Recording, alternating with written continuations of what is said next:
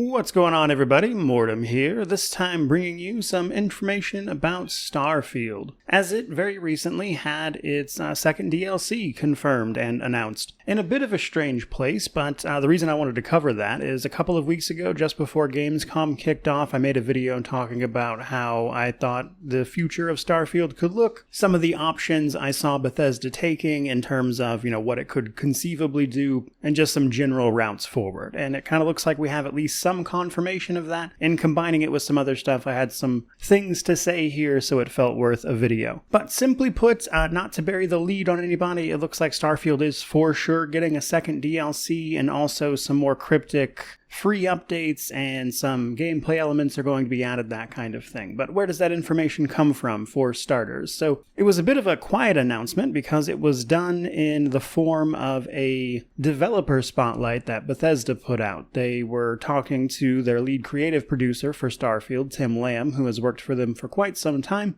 And towards the end of that video, which will be linked down below, he talks a bit about Starfield and what the future looks like there. Now, right away, obviously, the second DLC confirmed. Unfortunately, not too much more information, but more on that in a second. But he also mentioned the addition of features that people have been frequently requesting, changes to the space gameplay, as well as new gameplay systems in general, alongside some Creation Club stuff that's in the pipeline from their verified creators on there. Now, as far as the official news and pretty much all you can say definitively, it's pretty much begins and ends right there. However, taking that information and extrapolating it with some other stuff we know, there's a little bit more to talk about here, which is obviously why I decided to make a whole video about it. But first and foremost, let's talk a little bit about that DLC. So, while we don't know what they are doing officially here, there's been leaks forever about a second DLC for this called Starborn, which would presumably revolve around the Starborn in-game. And while they are present there, it could easily be seen as a way to simply flesh out that concept more, and even potentially add more variations to the New Game Plus loop. Theoretically, I suppose it's also possible they scrapped that and decided to go in an entirely different direction, which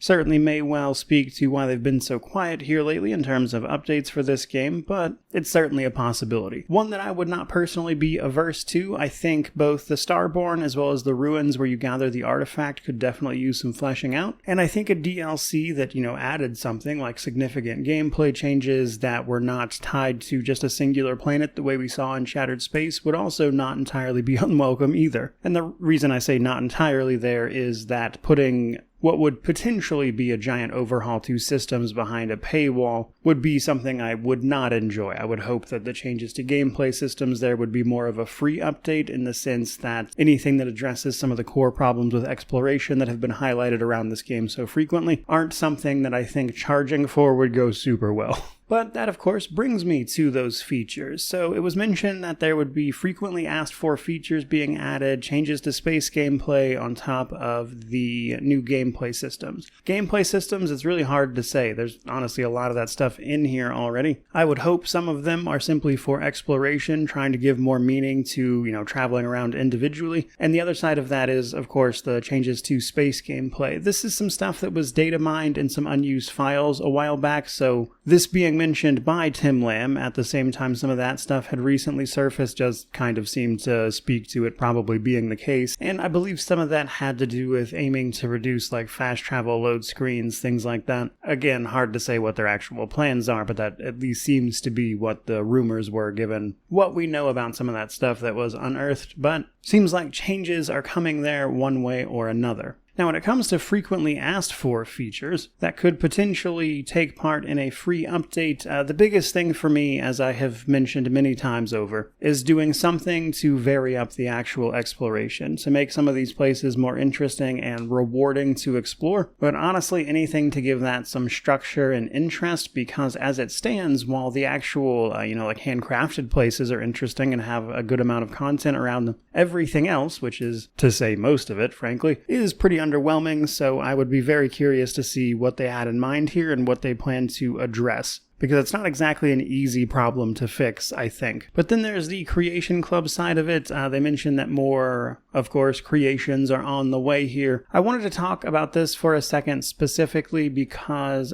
some of these have actually been really, really well received. Probably the most notable one being Watchtower. That one sees a new faction, Watchtower, coming in to try to protect humanity from you, as it turns out, with all of your sort of spacefaring exploits. This one does a lot of stuff, lets you build an entire fleet, perform orbital strikes, renovate a space station to use as a home, as an example. So all of that to basically say that some of those creations are really good, and I'd like to see more of what they have to offer here, especially as it, again, provides an opportunity for them to, of course, utilize all of those planets I mentioned that didn't have much on them, which, I mean, to be fair, I imagine to at least some degree was probably the point of all of them. But either way, while obviously a lot of these updates are in fact vague, and they are clearly keeping their cards close to their chest at the moment, it looks like there are indeed significant updates in Starfield's future. In fact, to bring that home a little bit more, it was leaked not all that long ago that the game was probably coming to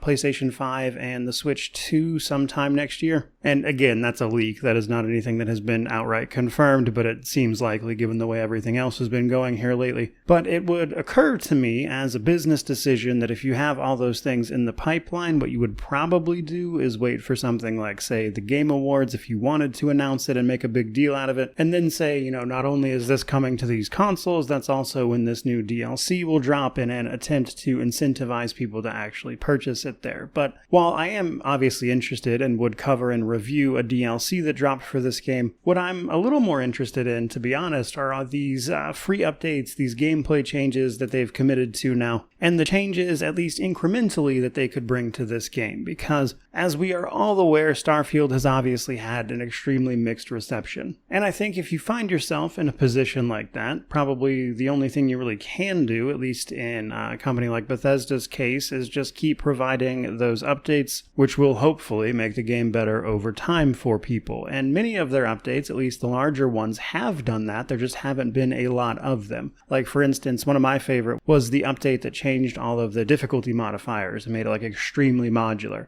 I love that stuff. That's a great change for most games, in my opinion. There are some where I don't think it necessarily makes sense, but for a lot of the RPGs I play, I love it. But obviously this game needs more updates like that bring large changes to really, I would say, push things in the right direction here. Now, I would like to be optimistic here and think that the reason for the slow pace is that a lot of what they had in mind and the changes they wanted to make were so substantial that it simply took more time to actually do, as some of it they likely had to go back to the drawing board on, so to speak. But I don't know that for sure, and only time will tell. And to that end, I think once these updates and things start rolling out, it's probably not going to be like a light switch situation where everyone just suddenly decides the game is incredible now, but I think if they consistently make good updates here and then this DLC comes and is actually well received, I think they could steadily, over time, get this game to where people would like it to be. That said, I also think, frankly, while we're on the subject, that for a lot of people, that ship has clearly sailed. As Shattered Space was hardly like a revolutionary thing, even if it was pretty good. Not $30 good, but good. And to change the mind of people like that, you just have to consistently deliver updates, consistently improve, and, eventually there will come a point where enough people are going like, oh wow, this is actually pretty good now, that people are going to want to jump back in just to see it for themselves, ultimately. And while there will be some people you never, win back, that's just the way that goes, I think in Starfield's case, that's really the best you could hope for. And in all honesty, it might not even actually work out, which is always the risk of things like this. And when it comes to running a business, I think it is very easy to see situations like this and make what appears to be the obvious decision to cut the cord on it. But I also do think there is value in proving that you will stick with something, even if it was not initially well received, to reverse course, and demonstrating that you are committed to the things that you do, which I hope is the case here. But obviously only time will ultimately tell how all that pans out. I suppose we shall simply have to see. But for my own curiosity's sake, I'll obviously be covering all of it. So if any of that interests you, or you just enjoyed this video, I suppose, by all means, like, comment, subscribe, all that YouTube jazz. Let me know how you feel about this down in the comment section below. But regardless of any of that, truly, just thank you so much for watching. I really do appreciate it. May you wander in wisdom and have an amazing day.